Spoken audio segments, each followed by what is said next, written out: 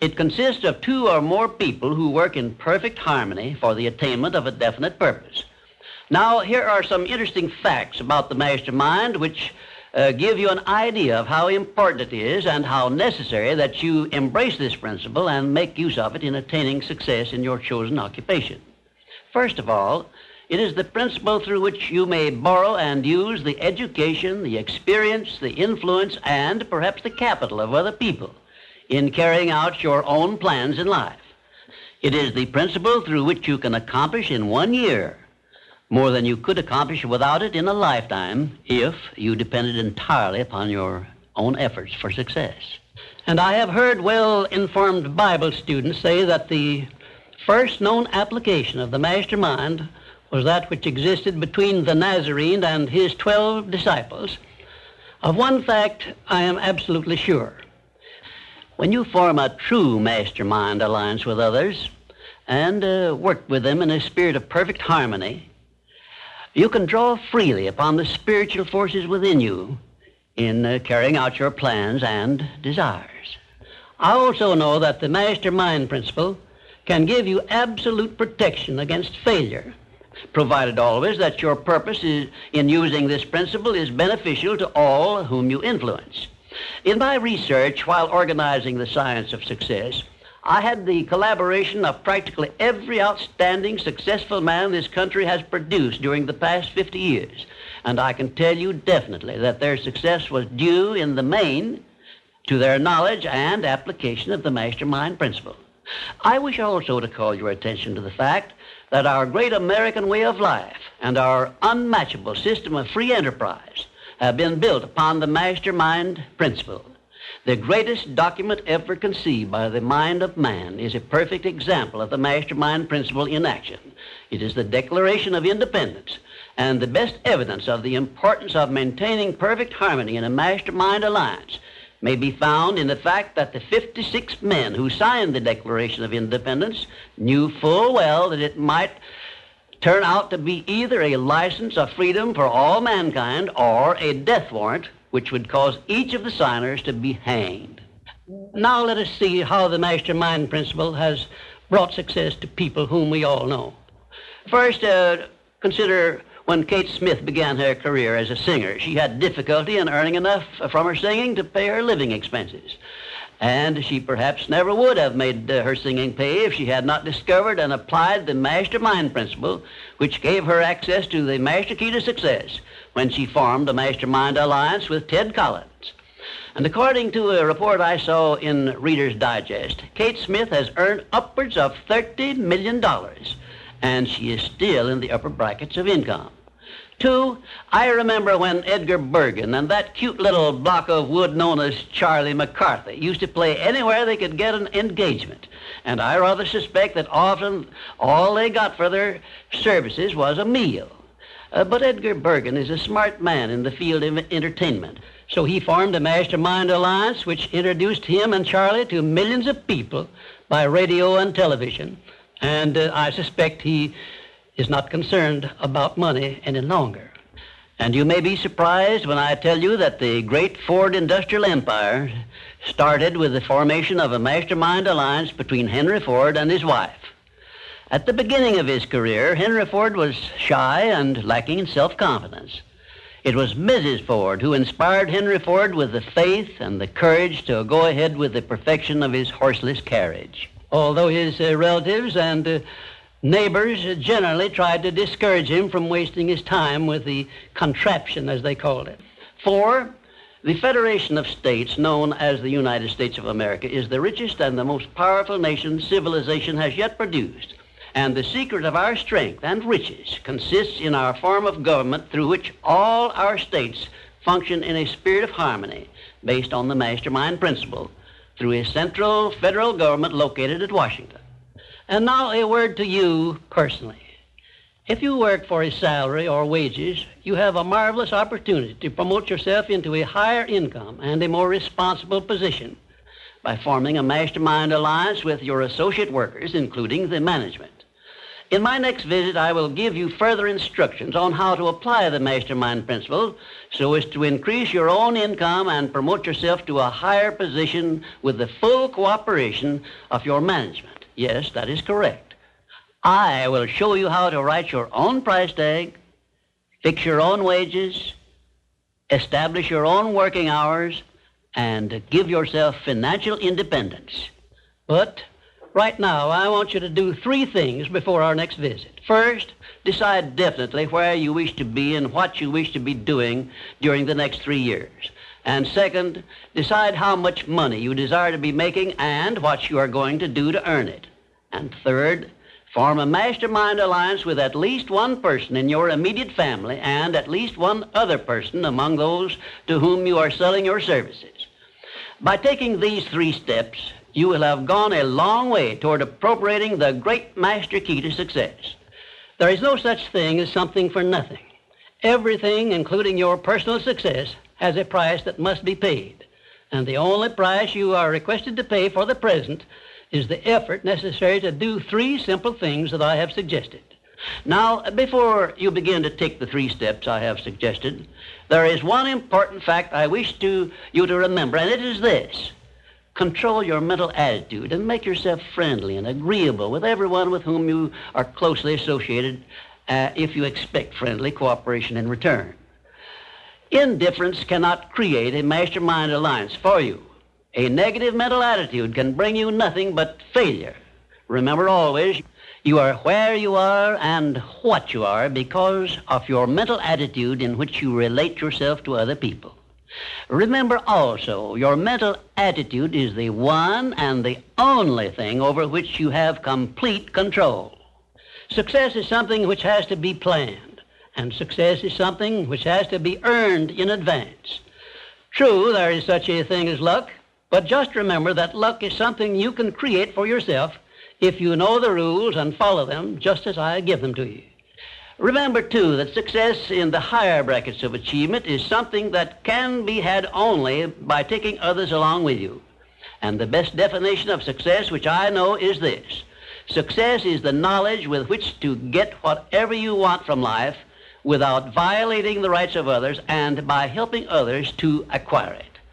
There is a known formula for the attainment of success, and it is as definite and certain as are the rules of mathematics or the principles of science. My purpose in these visits is to bring you that formula in simple terms that you can understand and apply. But I can never give you that for which you are not ready. If you are ready to advance into the higher brackets of success, you will recognize this fact by your willingness to follow the simple instructions I shall give you as we go along. This thing called success is a very profound and interesting thing because the line of demarcation between success and failure is so slight that it is often hard to tell where one ends and the other begins. For example, in my association with the late Henry Ford, I recognized that he had thousands of people working for him who had much more education than he, more magnetic personalities, more ability to make friends, and a much better chance of succeeding than Mr. Ford had when he was working for wages. But Mr. Ford had one simple quality the others who worked for him did not possess. The same quality I will clearly describe for you in my future visits with you. Meanwhile, I would be interested in knowing if you can describe this one simple quality Henry Ford possessed, which made him the greatest industrialist this nation has ever produced. In my next visit, I will give you a definite clue as to the success quality which helped Henry Ford spread his influence throughout the world and make himself richer than Croesus, despite the fact that he had only a meager common school education. Until then, please be of good cheer, will you? And just remember that your only real limitation is the one you accept and set up in your own mind. Well, this brings us to the success principle, which has marked the turning point of every person who has promoted himself or herself from the lower brackets of success to the higher planes of achievement, where one acquires everything he desires. This principle is called the habit of going the extra mile, which means the habit of rendering more service and better service than one is expected to render and doing it in a positive mental attitude. I'm going to tell you all I know about this magic principle of self-advancement because it is the one rule you must follow if you expect to write your own price tag and to be sure of getting it. Let me describe this success principle for you in a brief formula which you can easily remember. I call it the QQMA formula, which means the quality of service you render plus the quantity of service you render plus the mental attitude in which you render service determines the space you occupy in your chosen calling and the compensation you get from your services. If you will examine carefully the people whom you know to be unusually successful, you will discover that they follow the QQMA formula, although they may do so unconsciously. Now, I wish to give you a big advantage over those who follow this formula unconsciously. I wish to show you how to make use of it deliberately with purpose of forethought, so you may make the principle pay off in a big way and do it quickly. Now I shall tell you some of the benefits you will enjoy by following the habit of going the extra mile. 1, this habit will bring you to the favorable attention of those who can and will provide you with opportunities to promote yourself into a better circumstance. 2, it will place back of you that great natural law of increasing returns through which the service you render will bring back greater than average compensations.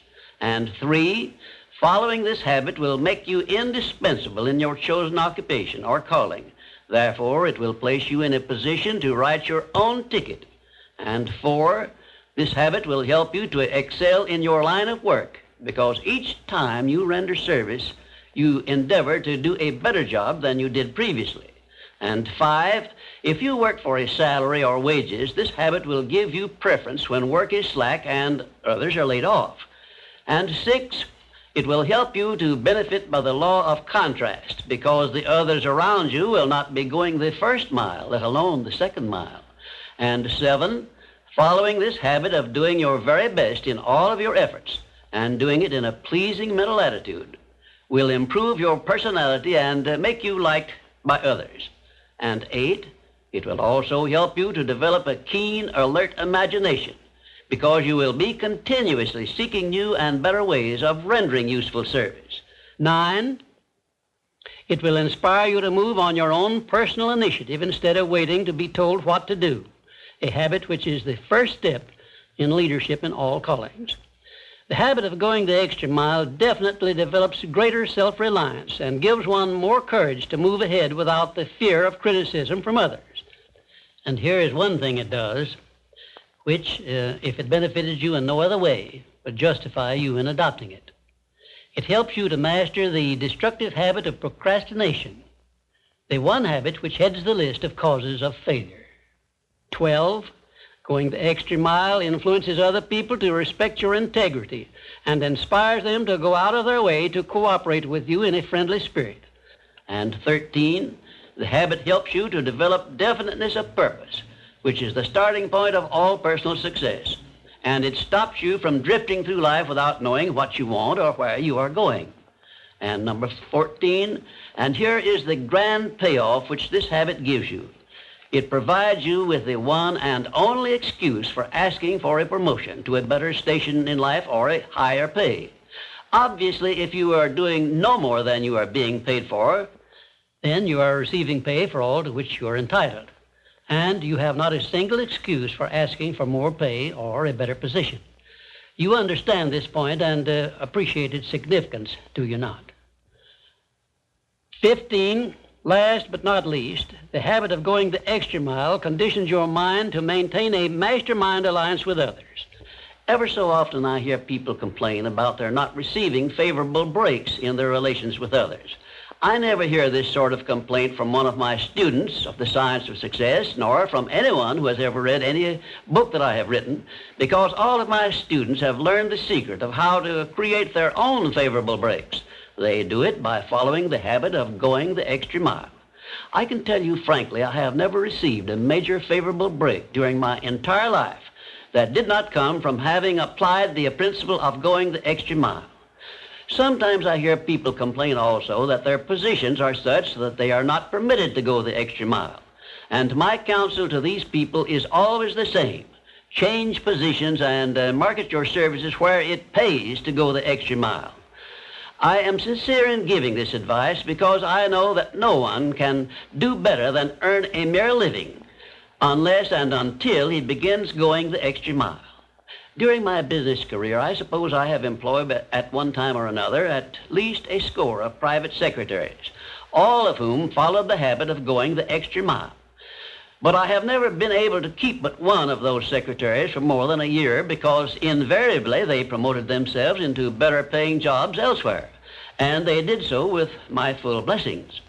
The one exception is my present chief secretary, who has been with me for over 10 years. I married her to make sure I wouldn't lose her. Of course, there were other considerations too. The reason I know definitely that the habit of going the extra mile is a sound procedure is the fact that I have checked this principle, as I did all of the other 16 success principles, to make sure they were in harmony with natural laws. I can give you a fine example of how nature forces man to go the extra mile in order that he may produce the food with which to exist. The farmer, for example, must follow the habit of clearing the ground, fencing it, plowing it, and planting the seed at the right season of the year, all of which he must do in advance without compensation of any kind. If he does his part of the work properly, he then hands the job over to nature, sits down and waits for her to do her part, and within a brief period, nature germinates the seed the farmer plants, matures it, and yields back to him the seed he planted, plus perhaps an increase of 100 times that amount to compensate him for having gone the extra mile. Thus we see that the law of increasing returns comes to the aid of the man who goes the extra mile. And this principle applies the same in rendering service in a job as it does in the fields of a farmer. If the farmer did not follow the habit of going the extra mile, the human race would starve to death in one season. And I am sure you will agree that any time we can copy Mother Nature's habits, we will not go wrong in doing so. You now have a possession of the third principle of personal achievement, which brings you 3 steps nearer the secret by which you may take possession of the master key to success. In order that you may test the magic power of this third principle, I'm going to offer you a suggestion which may bring you such overwhelming success that you will not need to attend further visits with me. My suggestion is this. First, start tomorrow in whatever occupation you are engaged to render some form of useful service to someone near you which you are not expected to render and for which you neither expect nor ask for compensation. And 2, render this service in a pleasing mental attitude, which will show clearly that you enjoy doing it. And 3, follow this practice 7 days in succession, and then notice what a changed atmosphere you will enjoy in your association with those nearest you. In carrying out these instructions, do not make known your plan to anyone, but go ahead and do it in the most natural way possible. By the end of the 7th day, you will find yourself so much happier and so much better liked by those around you that you will never desire to give up the habit. Then you will be within easy reach of the supreme secret of success, which comes through the master key to success. In my 4th visit with you, I will give you a very definite clue as to the means by which you may appropriate and use the great master key.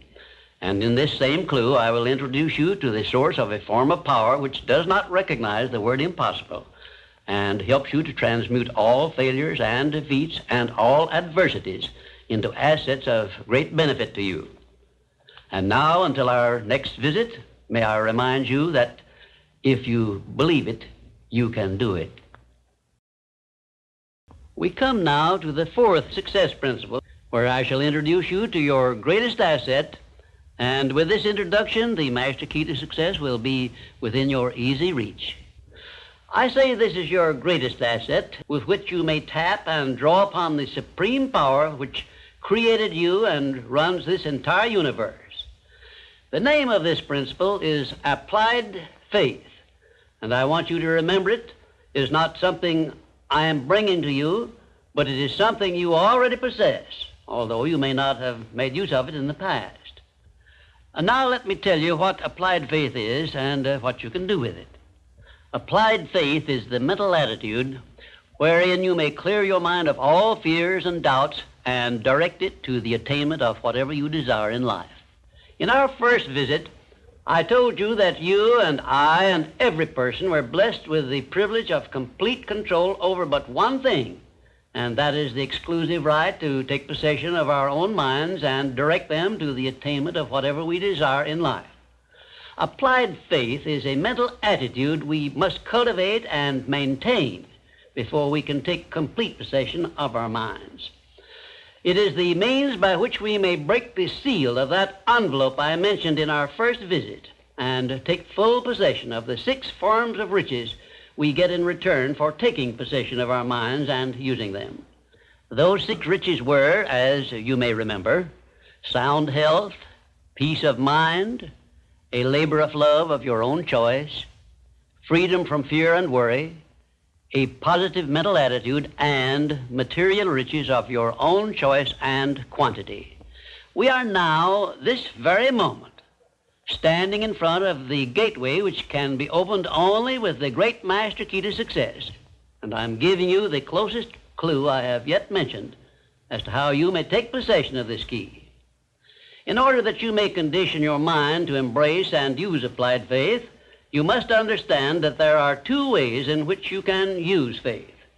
You can put it into reverse gear and use it in a negative way by allowing your mind to dwell upon the circumstances and the things you do not want, such as poverty, ill health, failure, defeat. And this is precisely what the majority of people do, which explains why the majority of people go through life in misery and want. Or you can take possession of your mind and direct it to think of the 6 riches which came over with you in that sealed envelope, and you will attract these riches to bless and serve you all through your life. Isn't it a strange fact that most people make a negative application of their great power of faith by thinking about and believing in poverty, ill health, fear, failure, and defeat, when it would be so easy for them just to change their thinking over to the circumstances and things they desire? Now let me give you a description of the one thing which represents the main difference between a successful person and a failure. Please listen carefully and think for yourself as I speak, because failure to recognize the truth I am about to give you is the starting point of most failures. Successful people in all occupations, all professions, and all callings have one trait which distinguishes them from the failures. It is their capacity for belief. The failures see the hole in the donut, but do not see the donut around the hole. The successes see the hole also, but they see the donut around the hole. Thomas A. Edison believed that he could perfect an incandescent electric lamp, and despite the fact that he failed over 10,000 times before he was crowned with success, he made his belief uncover the secret for which he was searching. Give one guess as to how many times the average person must fail before he quits. Fails because of the lack of capacity for belief. How many times can you meet with defeat before you give up the ghost and quit? Henry Ford believed he could build a self-propelled vehicle which would take the place of the horse and buggy. And despite the ridicule of relatives and neighbors and the lack of finances, he transmuted his belief into an industrial empire which changed the entire American way of life. Mind you, Ford did this with very little education and no operating capital to begin with. Right here, let me ask you a question which may well change your entire life. You perhaps have an idea or a plan which would be useful to other people, but you have done nothing about it because you lack the self-confidence to give you a start. In other words, you are now where Henry Ford was before he built the first model of his world-famous automobile. Mr. Ford broke through that wall of fear which may now be holding you back and put his idea into operation by making use of the mastermind principle I mentioned in our second visit, through an alliance with his wife. Now, the question I wish to ask you is this. Why don't you form a mastermind alliance with someone and begin putting your ideas to work for you? Belief is truly a magic word because it is the beginning of all successes. It is the very foundation of civilization. It is the one quality you must develop before you can make use of the great master key to success. To be successful, you must become a person with a great capacity for belief, and the place to start believing is with yourself. You should begin by recognizing that you were born with the privilege of complete control over your own mind.